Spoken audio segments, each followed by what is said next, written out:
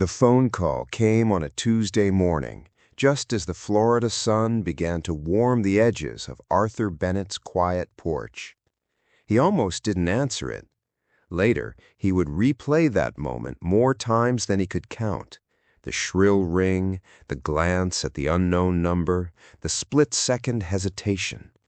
It seemed so small at the time, but that single decision would unravel everything he had spent a lifetime building. Arthur Bennett was 72 years old, a retired postal worker who had spent over 3 decades delivering mail across humid neighborhoods and quiet suburban streets. Retirement had been kind to him, at least on the surface. He lived alone in a modest but well-kept home in Cape Coral, Florida. His wife, Margaret, had passed 5 years earlier, and though the grief had softened, the loneliness had not. His days followed a steady rhythm: coffee at sunrise, a walk around the block, the occasional chat with neighbors, and long afternoons filled with television or tinkering in his garage. He had always considered himself careful with money. He wasn't wealthy, but he was comfortable. The house was paid off, he had a modest pension, Social Security, and some savings he guarded closely. Arthur prided himself on not being the kind of person who could be easily fooled. Which is why when the man on the phone introduced himself as Daniel Reeves, a representative from a real estate investment firm, Arthur listened, but only with cautious curiosity.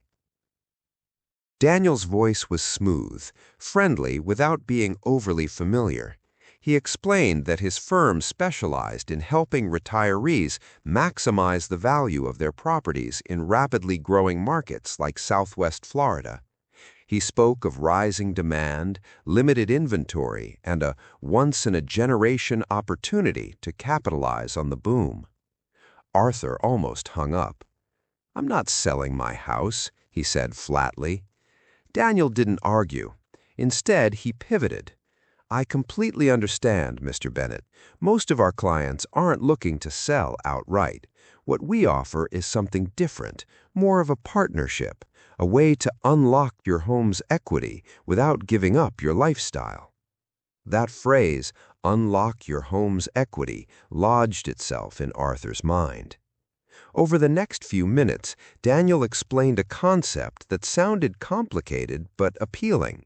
His company, he said, worked with investors who would pay homeowners up front for a portion of their property's future value. The homeowner would continue living in the house as usual, but they'd receive a substantial cash payment now, money they could use however they liked. Arthur had heard of reverse mortgages before, and he didn't trust them. Daniel was quick to distinguish this from those. "This isn't a loan," Daniel said.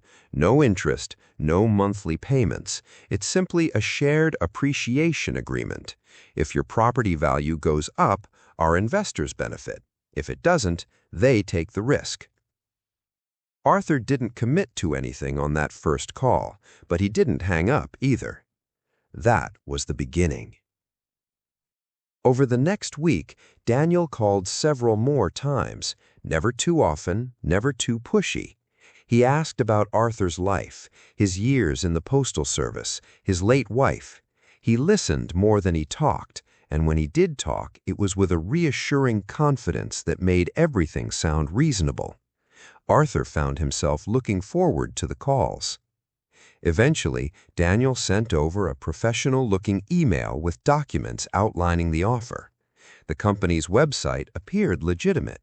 Sleek design, testimonials from smiling seniors, photos of suburban homes and happy couples. There were even what looked like news mentions and industry certifications.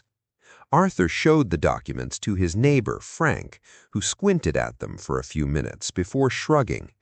"Looks official enough," Frank said, "but you know how these things are.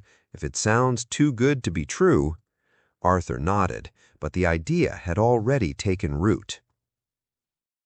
The offer was for $180,000 up front in exchange for a share of the future value of his home. It was more money than Arthur had ever seen in one place. He began to imagine what he could do with it. Fix up the house, take a trip he'd always postponed, maybe even help his granddaughter with college. Daniel never rushed him. That was part of the brilliance of it. Instead, he created a sense that Arthur was in control. "Take your time," Daniel would say. "This opportunity isn't going anywhere, but the market might." That subtle pressure worked better than any aggressive sales tactic. 2 weeks later, Arthur agreed to move forward. The next phase felt even more legitimate. A title company got involved. There were documents to sign, notarizations to complete, and a scheduled home evaluation. A man came by to take photos of the property, walking through each room with a clipboard and a polite smile. Everything looked and felt real. Arthur signed the agreement electronically after a video call with someone introduced as a legal consultant. The terms were explained in dense language, but the key points were reiterated. No loan, no payments, just a partnership. The money, Daniel said, would be wired within 5 business days. When the deposit hit Arthur's account, he felt a rush of relief and excitement.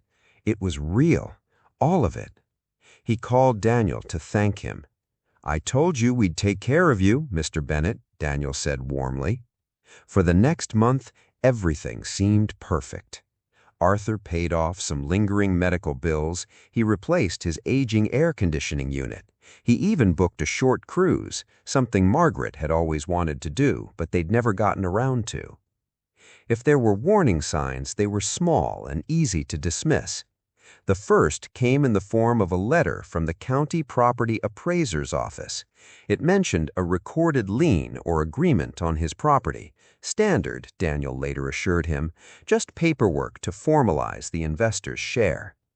Then came a call from a different representative at the company asking Arthur to confirm some details and sign an additional document. It was framed as a routine update. Arthur complied. Months passed.